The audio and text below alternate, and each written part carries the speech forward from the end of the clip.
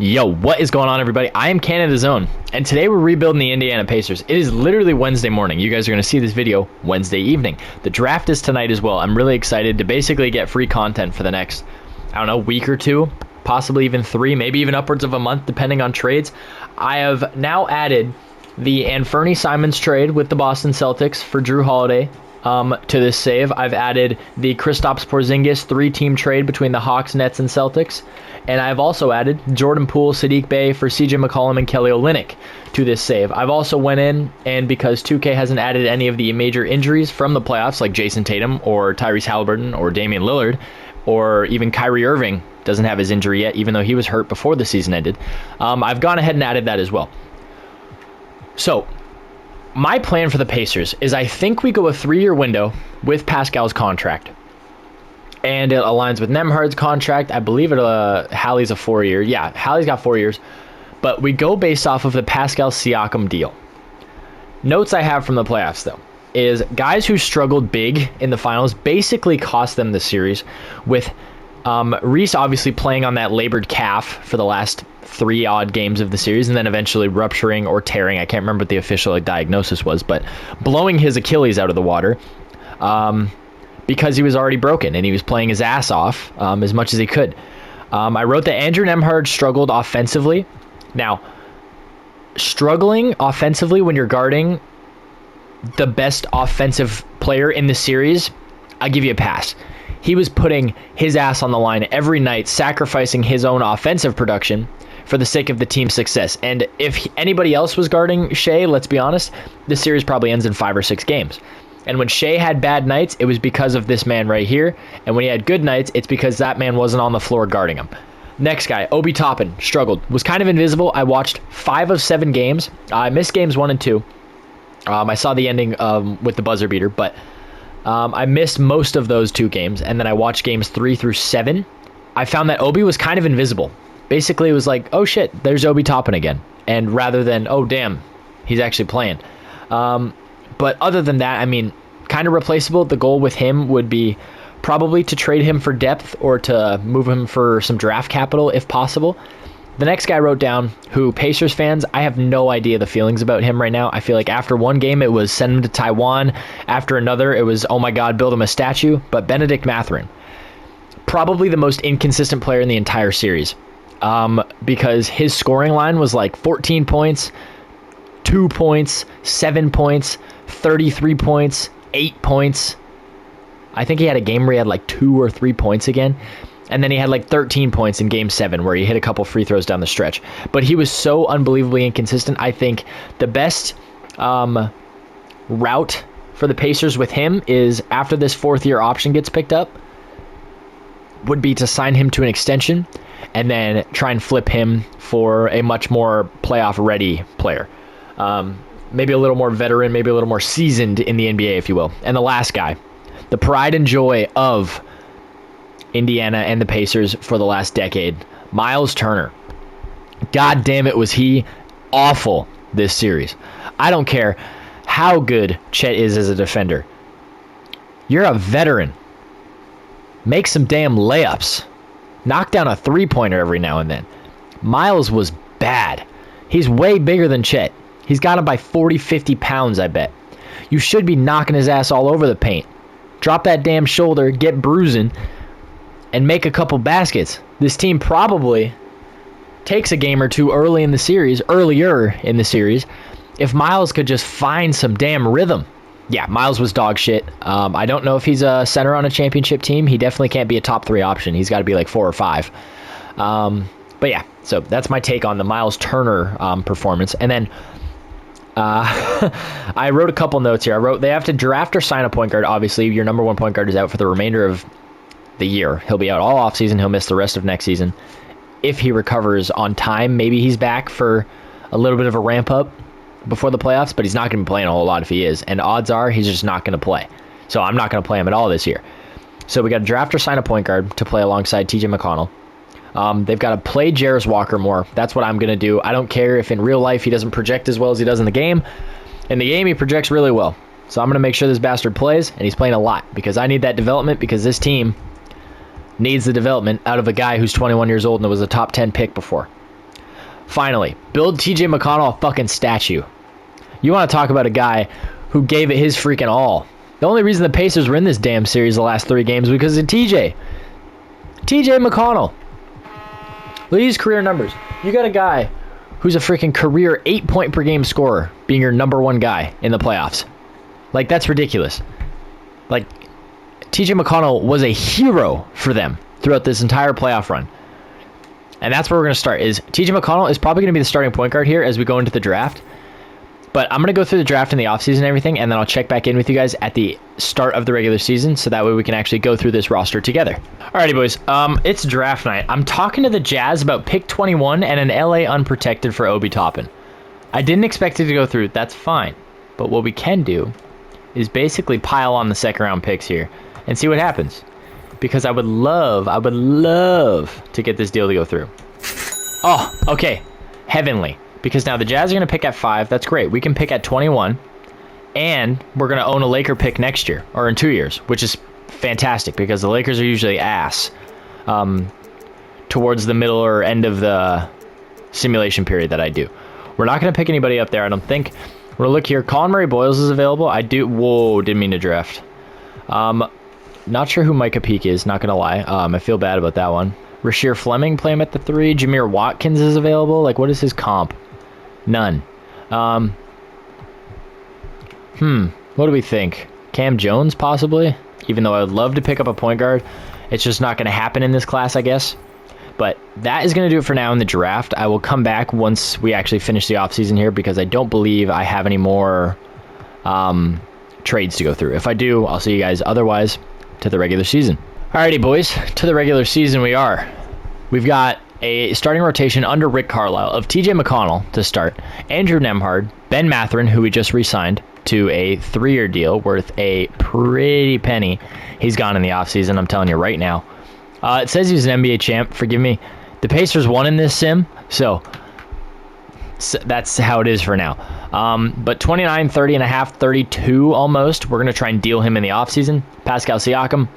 Miles Turner is there. We also picked up on a 3-year deal, front-loaded though, 19, 18, just over 17 in that 3rd season.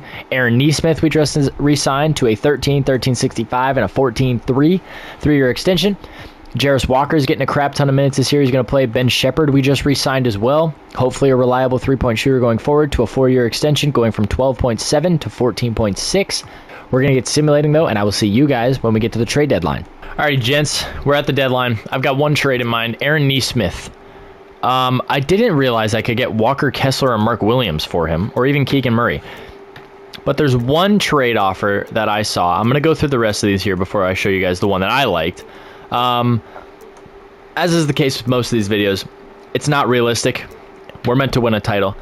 Right here, Matas Buzelis. 2nd-year power forward out of the G League Ignite, playing with the Chicago Bulls. I'm going to trade him to a small forward, and he's going to become elite. If I could remove Jalen Smith, now, I think the problem is the salary cap room. Yeah. So, we take on Jalen Smith, and now what we're going to do is, because we can take advantage of 2K here, we're going to try and swap Jalen out for, I don't know, picks, rookie salaries, cheap deals, 1-year deals, anybody basically that we can just shed weight of at the end of the season. But question is who is that trade? Because as of right now, it doesn't look like anybody. Trey Jones isn't the worst idea in the world from the Bucks for $5 million that we're here. We're going to go to the roster. We're going to look at Matas Buzelis. They're going to be like, what the hell, man? Why would you trade for another 4? Well, I didn't. I traded for a 3 in disguise. He is now going to actually probably start at the 3, if I'm being honest. But we're 35 and 16. I'm not really that concerned at all, if I'm being honest. We don't have any major concerns. I've extended Mathurin, Turner, McConnell's here for a while, Shepherd. Like, everybody who I was worried about, we even got Isaiah Jackson back on a 2-year deal worth $6.5 million. Like, everybody here is under control for basically the foreseeable future, and we can go through the deadline here. How's Pascal? Also great. He doesn't score as much in the 2K sim, which is a little unfortunate, but, I mean, clearly it's unaffecting because through 57 games, we're 41 and 16. I'm going to go to the end of the regular season, and then I'll catch up with you guys once we actually make the playoffs. Down the final stretch here, I don't know how this Pacers team got better without Tyrese Haliburton playing. We just won 60 games, and now Reese is healthy. I'm not going to cheat, though. He's not playing for the whole season. He will be out. Rick Carlisle, Coach of the Year. Aaron Phillips of the Spurs, Executive of the Year. Do we get any Indiana Pacers on the All-NBA teams? We do not. Defensive teams, maybe. Nope. Rookie teams, I don't believe we have one. Oh, Will Riley, maybe? No, he doesn't get on. He didn't play enough, I don't think. Going into the playoffs, though, we've got the Heat. This could be one of those playoff runs where you're a top seed that gets upset in the first round. But Tyler Hero, Davion Mitchell, Andrew Wiggins, Bam Adebayo, Kel Ware could give us some trouble up front. But let's see how the first round goes. We get her done in 5 games. We get Cleveland, who we did knock off in the second round this past year. The exact same core. They didn't trade any of the bigs. Obviously, it's not real life. They're not shopping them. Let's see how game 1 goes. We take it in Indy. The second, Ben Shepherd broke his wrist and is out for the season. So that is an unfortunate blow to our lineup. That means Trey Jones is going to come back in. And we're going to give Will Riley a bump in minutes. We're going to give Isaiah Jackson a bump in minutes. And we're going to give Trey 13 minutes and give Will Riley 18 minutes in the playoffs here. Game 2 in Indy, though. Let's see how it goes. We lose. We split in Indiana. We head to Cleveland. We win the third game, though. And then in game 4, we split again, head back to Indy, tied 2-2. We go down 3-2, back to Cleveland, and we get bounced in 6. That's kind of what happens when you don't have your number 1 player. But the Spurs and the Cavs make the finals, and the Spurs somehow, with a far inferior team to the Cleveland Cavaliers, get it done in 5. Staff signing. We're going to keep Rick Carlisle as long as I can. The goal would be to win a title with him. We've got 2 more years. He's got 2 more years on his deal. On draft night, I don't even believe we own a pick now. We do not. But one thing I could do is trade finder Benedict Mathurin and see what comes up. Damian Lillard is there. That was Derek White. Holy crap. Ivica Zubac is there. Jalen Wells, Malik Beasley, Trey Murphy. Obi Toppin could come back. OG Anunoby. Or could we build our own and pull off a bigger trade? Because I like the idea of Jalen Suggs. I'm going to trade for Jalen Suggs. I can't give up TJ McConnell. How much money? Oh, it works like this. Does it go straight up? It doesn't. That's fine, though. We have Pacer picks that we're not interested in keeping. You will get there. We are going to get there with second rounders as well. Let's get there with these 2 seconds and it gets done. Isaiah Jackson for Goga. Goga's technically better, but Ijax is younger if I'm not mistaken. Yeah, he's 24. Goga's like 28, isn't he? Oh my god, he just looks so old. Pacer pick down. I'll give up the 2029 Laker pick. We're not even going to get there. There we go. Jalen Suggs. Welcome to Indiana.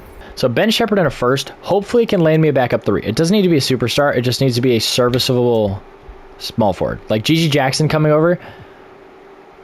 Problem is that's just another guy from that rookie class we have to extend. Jaime Hawkins, same thing. Dalton Connect, another guy from that rookie class we'd have to extend, unfortunately. Noah Clowney is there. Julian Strother is a guy from that class that we would have to extend, so we're going to pass on that one. Jacoby Walter is another guy from that class. For Christ's sake, every role player in this sim. Is it Liam McNeely? Isn't a terrible option, honestly. Keyshawn George, also not a terrible option. He's definitely a small forward.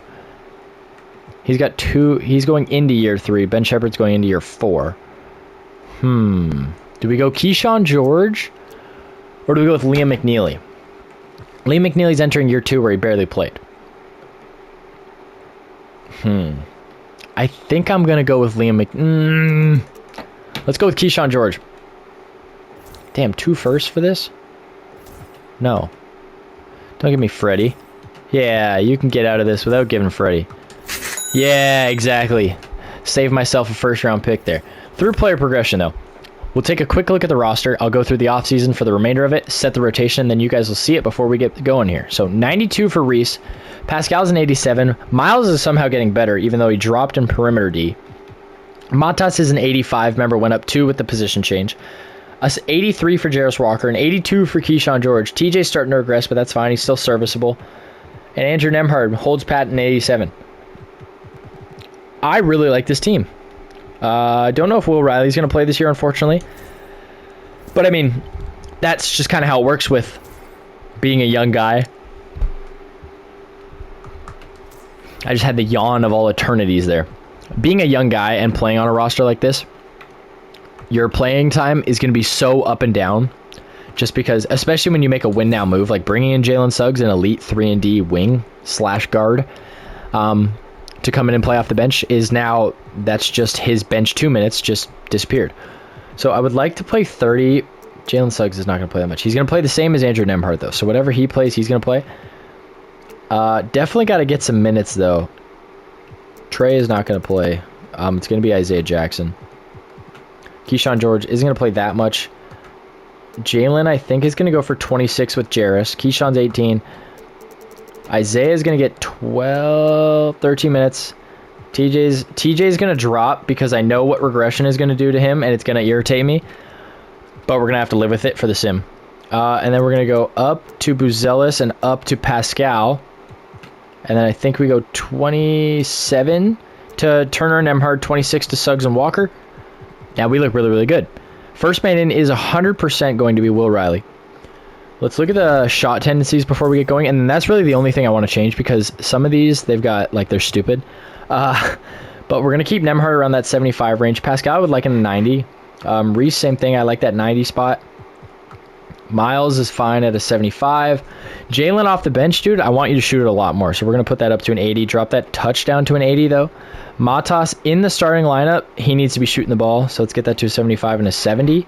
Keyshawn George off the bench, 75 and a 70. Or that's Jarris Walker, forgive me. Keyshawn George definitely needs to be shooting the ball off the bench this year. In a limited role, playing 18 tonight, he's got to be shooting. Isaiah Jackson off the bench. Can drop that touch just a bit. And then I'm also going to drop his shot 3 tendency because he doesn't need to take any. He took some last year, which I don't like because he doesn't shoot threes. So we're going to take that 3 ball. We're going to look at it. We're going to go 2. No. 0. We look at Trey Jones. TJ McConnell, we can drop that because he's going to be inefficient. Keyshawn George, we're going to drop just a bit. It's a little high. Jarris, same thing. Just a little high for my liking. Matas, he can knock him down. So we're going to let him shoot it. Jalen, we're going to drop. Miles, we're going to drop. And then I think Pascal we will drop a bit. Nembhard we will drop just a tad. And then Reese, we're going to let him just fly. So to start the year, let's see how this first, 7 games go. And then we're going to cut. See you guys at the deadline or at the end of the regular season. We are 6-1 to start the season. Love to see it. Team looks really, really good. Who is playing out of their mind right now? It looks like actually really kind of just everybody. 19 a game, 18 to 13 for Reese is ridiculous. 15 for Jarris is beautiful. 15 for Matas is beautiful. 14, 4, and 3 for Jalen. Love it. 2 steals off the bench. Beautiful. Andrew Nembhard is spectacular. Miles Turner is great still. Keyshawn George has been really, really good. TJ's been really, really good. Isaiah Jackson has been just fine, averaging 5 and 6 with half a block and half a steal. Love to see it. This team looks good. I'll see you guys at the deadline or at the end of the regular season. Okay. We are here at about the 66-ish game mark. I forget. Keyshawn George was out with a minor injury for a little bit, but in his place, Will Riley. Pretty dang good. We are going to put Keyshawn back in just for the sake of overalls.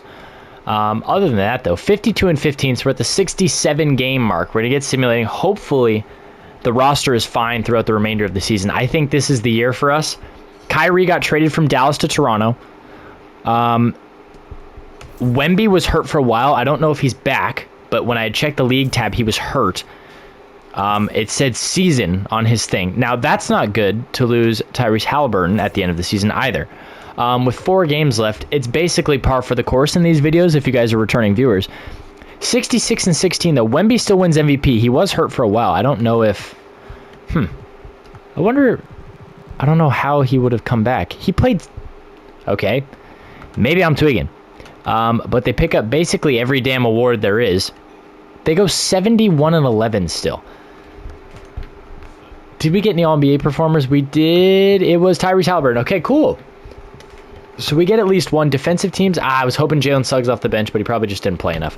Let's look at the playoffs, though. 66 wins landed us the 1 seed out east for the 2nd consecutive year. We get the Cavs, who bounced us in round 2 last year. Hopefully Tyrese Haliburton comes back soon. I'm really concerned without him. We need him really, really bad. So let's check league news, injury report. He's out 4 to 6 weeks. That's not good. Series 1 against the Cavs. They've got us beat at the guard spots now, but we're better at the front court. We'll see. Let's see. Game 1 in Indy. That's what I was worried about. We lose by 1. Game 2 in Indy. Probably by more. Yeah. Oh, man. We lose the 3rd. There's nothing I can do without Reese. We get swept. That sucks. We go into the final year because Tyrese Haliburton, because 2K. How did the Raptors just push them to 7? That's ridiculous. Kyrie Irving, alongside RJ Barrett, Scotty Barnes, Bobby Portis, and Emmanuel Quickley, carried them to the finals.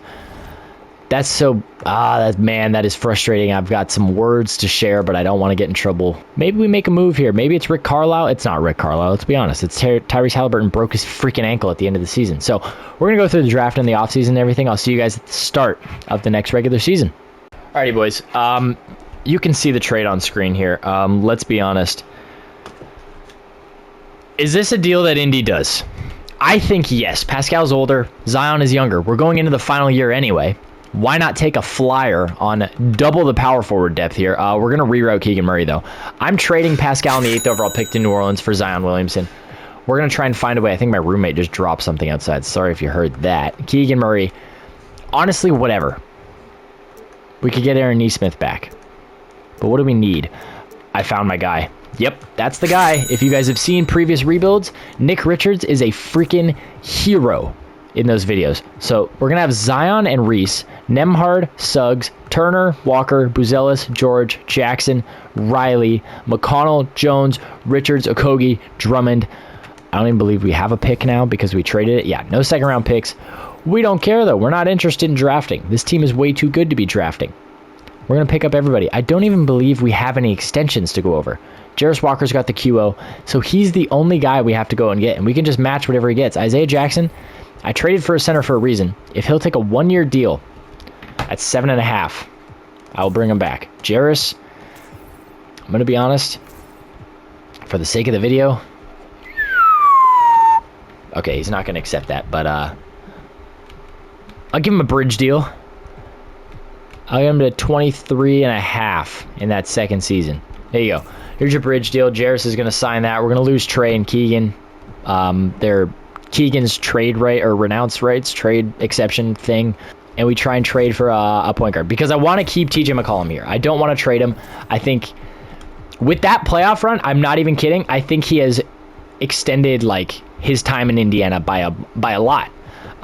Because diehard fans of small market teams, trust me, when you're a small market team fan, like myself, for example, a Blazers fan, there are players who were great for us in the playoffs or just great for us at any point during our dog shit years, whether we were good with Dame or bad with Dame, who I still think about like all the time. It's just how it works when you're a fan of a team who's never really been that great, especially during your lifetime. Like the Pacers during a lot of current fans' lifetime haven't really been that good. The Reggie Miller era was great, but then you had a dead period where it was Paul George and they were really good, but they never did anything. They didn't have a finals run because they got knocked off by the Heatles every year. And then Paul George left. But you look at a team like now, where it's like, holy crap, we're good finally. Isaiah Joe isn't a bad option. But you got these small market teams that are finally getting good because there's parity in the NBA, and you can actually land serious fandom for these other players and role players at that, which I think TJ McConnell is a perfect example of. Or another guy like Andrew Nembhard. He's not a star. He may never be a star, but he's loved by Indiana. Miles Turner's never been a star, but he's going to retire a Pacer, hopefully. That'd be really cool, because not many guys retire with the team that they drafted with anymore. I think if the Pacers win this past finals on the back of TJ McConnell filling in for Tyrese Haliburton, mind you. Tyrese Haliburton he was filling in for. TJ McConnell could get a damn statue. He's like the Andre Iguodala of the Warriors when they beat LeBron and the Cavs. Like, TJ McConnell is not a guy that you expect to go out there and be the hero, but he was almost. But that's what I'm talking about. It's stuff like that. As we pick up Bronny James, and I didn't even mention it. But now you've got 90, 92, 89, 89, 89 for Zion, 87, 86, 86, 83, 82. Will Riley, I changed him to a small forward and he went up 3 from the shooting guard. So he went up 5 still, which is ridiculous. Everybody is so good. This team is so stupidly good. As long as nobody breaks, we win an NBA title. And I'm being serious. Like, this team is way too good to be losing in the first or second round. We're going right into the regular season. My rant now about small market teams and role players on small market teams, I guess, is over. So do with that what you will, I guess. I don't know if I'll even keep that in the video. I just went on a tangent for 3.5 minutes. Let's see how this first week of games goes. We've got 7 through the first week and a half. We're 1-1, 1-2. Beat the Cavs. Hey, we beat the Cavs. We're 5-2. We started a game worse than we did last year. We get to simulating stop at the deadline if need be. Otherwise, I'll see you guys at the end of the regular season. All right, fellas. End of the 2028 regular season here. Jokic is your MVP. Brandon McCoy, Rookie of the Year. Josh Giddey, Sixth Man of the Year. Wemby, I didn't even have to, like, I literally said it before I even switched there. He's D-point. Nate Ament, Most Improved. That's pretty cool. Jokic, also Clutch Player of the Year. We went 70-12. The Spurs were 67-15. We were better than the Spurs. Why the hell is Shea a Clipper again? Okay. Reese makes All-NBA second. Zion, potentially? No. Damn it. Defensive teams, I doubt we get anybody. We do not. Rookie teams, we don't even have one. Dylan Mingo on all-rookie second team as the 8th man in. We get the Sixers in round number 1 this year. Let's take a look at the player stats in this final season.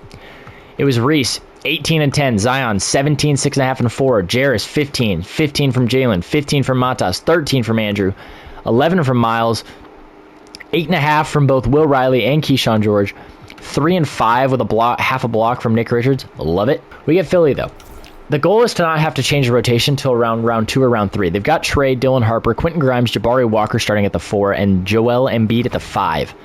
We should dismantle this team. We win the first in Indy and the second. We head to Philly up 2-0, and we're leaving Philly with a 4-0 sweep. We get the Raptors in round 2, which is Kyrie, who is loved by the sim. Kyrie, Grady Dick, RJ Barrett, Scotty Barnes, and Thomas Sorbers. We should eat in the front court. We lose first game by 10 points. And it wasn't even a Kyrie game. He had a bad game. Oh, my God. Game 2 in Indiana. We win. Game 3, heading to Toronto. We're up. We fly back to Indy, up 3-1. Okay. Whew. Okay. We head back to Indiana to face the Detroit Pistons, who were the 7th seed with Cade, Jaden Ivey, Asar Thompson, Ron Holland, and Mitchell Robinson. This team is getting carried by Cade and Asar, that is for sure. Game 1, we lose. How? Couldn't tell you, but we lost by 27 points. Cade beat the living shit out of us. This is where we change the rotation around. Down 1-0 in the conference finals. We tie it up in Indy. We head back to Detroit. We go up 2-1. We win game 4 in Detroit. We fly back to Indy, up 3-1, and we get to the NBA Finals off a small rotation change. Whoa! Walker Kessler! 9 points, 12 boards, and 3 blocks lands him conference finals MVP. Reese averages 23-10 on 55, 41, 90 splits. I can't get over this. I got to take a screenshot of this. That is the most unbelievable thing I've ever seen in this video. In all my time making videos, I've never seen numbers like that win a conference finals MVP. This is with regular sliders and everything. 9.9, 12.4, and 2.9 are the big numbers there. Spectacular defense, clearly.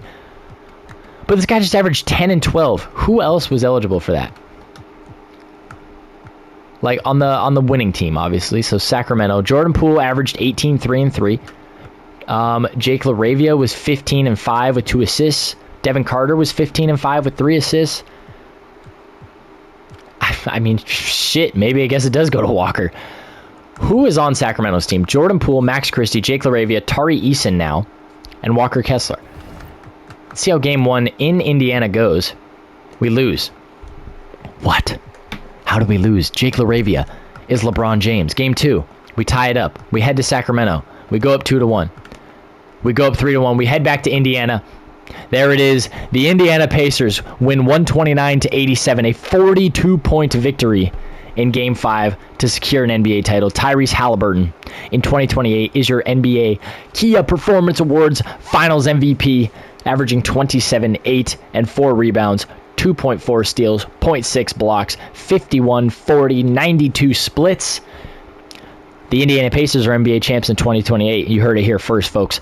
But because of that, that is going to do it for this one. I want to thank you guys so much for watching. Don't forget to like and subscribe. Remember, I upload new videos every Monday, Wednesday, and Friday at 5 p.m. PST, and I will see you all in the next one. Peace.